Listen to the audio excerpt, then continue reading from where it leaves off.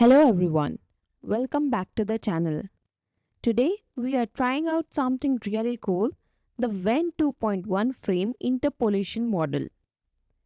This is another awesome AI tool from Alibaba PAL and it's called Wan 2.1 InPaint. In my last video, we talked about LTX videos where we used keyframe conditioning to turn different start and end images into videos. With Wan 2.1, Alibaba PAL added new features to make frame interpolation even better. That means we can create smoother, higher quality videos by predicting the frames between two images.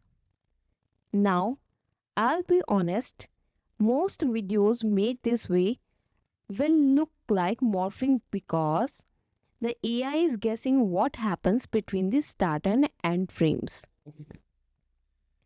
Sometimes objects or characters might change in weird ways, but don't worry, we can fix a lot of those issues using custom workflows in ComfyUI.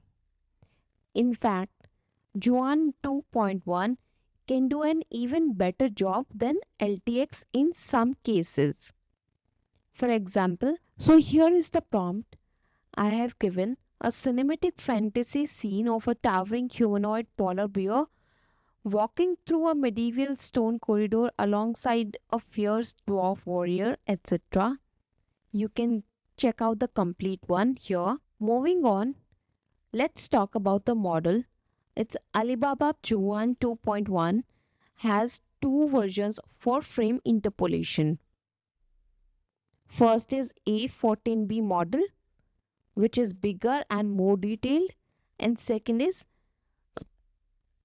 A13 1.3B models, which is smaller, works on most PCs. So I used the 1.3B version because it's lightweight, it doesn't even need 5 GB of VRAM. This model takes two images, start and end frames, and generates the frames in between. For this video, I used a start frame, humanoid polar bear walking, and for the end frame, I took it, the polar bear takes another step forward, closer to the viewer. When combined, the AI created a walking movement that looked natural. The results are amazing. Now let's come to setting up in ComfyUI. And to use this model, first you have to download the Safe Tensors file from Hugging Face. Download this one and save it in your ComfyUI's Models Diffusion folder. Once downloaded, load it using the native diffusion model node in ComfyUI. Moving on, first you have to prepare two images, your start frame and end frame. Make sure they are the same size, like this one which I have uploaded. Then in ComfyUI, you have to load that one Wan 2.1 InPaint model file and connect those images to the special Wan 2.1 InPaint to video node.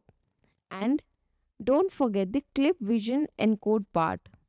That's like the AI's eyes to understand your pictures. Now for settings, I usually start with 24 frames at CFG 4 or 5, which gives me a smooth video. Here we use node CFG 0, so let me explain you why. Imagine you're teaching a kid to animate your polar bear scene. First, you show them just two pictures, start frame in which humanoid walking with bear behind and end frame, bear in front. And you just say just connect these exactly how you see them. No extra ideas. That is CFG 0 mode. Pure copying to check if the basic movements works. But then you switch to CFG 4 in the K sampler. Now you're saying, okay, same two pictures, but make the bears walk look natural. Keep the humanoid's legs moving right and add some nice lighting. So here the AI uses a little imagination to polish things without going overboard. So why both?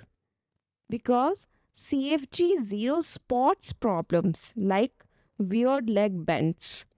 Then CFG 4 fixes them while keeping things realistic. It's just like sketching first, then coloring it. So this is why we use CFG 0. So here is the first video made with K sampler CFG 1. Notice how the hair and clothes doesn't move. It's mostly just copying the start and end frames without adding much details.